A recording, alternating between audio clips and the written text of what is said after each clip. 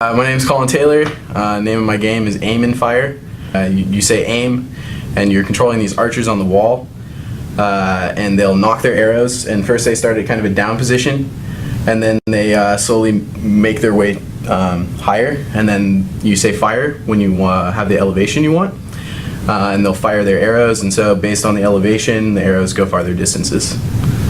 So why arrows? What inspired you to choose this as your topic for a Kinect game? So I had sound as my topic, so I really wanted to do like a commanding game where you actually yelled commands at your minions. So this really fit the perfect role as a kind of like an archer commander. You could just tell your archers to knock their arrows and then fire, and it's a real experience. So what about the Kinect was interesting? You worked with the sound and the speech. What sort of problems did you have to wrestle with in creating this game? Lots of problems, because first off, the Kinect has very slow speech recognition, so there's like a good 2-3 second lag between giving commands. Tried to solve that by just monitoring sound wave values, and then if you said aim, and then if you said a word loud enough after that, it would fire, but that didn't work out. Unfortunately, that's something that would really help the game a lot.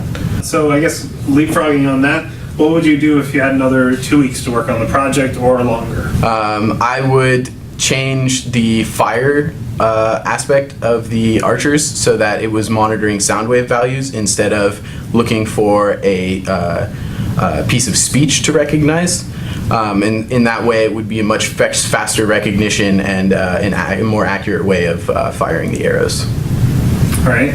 So what was the evolution of the idea? I know you wanted to do something bigger beforehand. Can you describe so from the beginning? I wanted to do this like really huge and ambitious you're a commander of a whole entire village, and you're not only commanding your archers and soldiers, you're commanding the peasants and the researchers and the whole thing, you know, and that was just way too large. So I did, in fact, bring it down to a castle defense game where I wanted to do, you know, like monetary value for getting kills, you know, waves and different enemies and all this kind of stuff.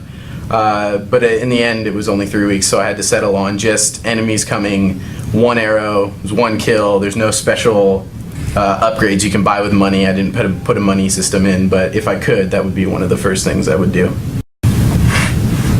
I've always had a certain fascination with archers and the amount of skill it takes to use a bow.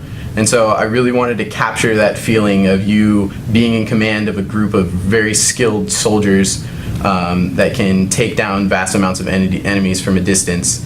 And it really makes you feel powerful and in control of the situation, like you're taking on a foe that's much greater than you are, and you're still defeating them. So it's very satisfying. You know the scene in Lord of the Rings where the Uruk-hai are charging Helm's Deep, and the first release of arrow volley comes, and it just totally destroys that first line of charging Uruk-hai, and you get that sensation of just power and just eliteness, and I think that that's what my game really captures.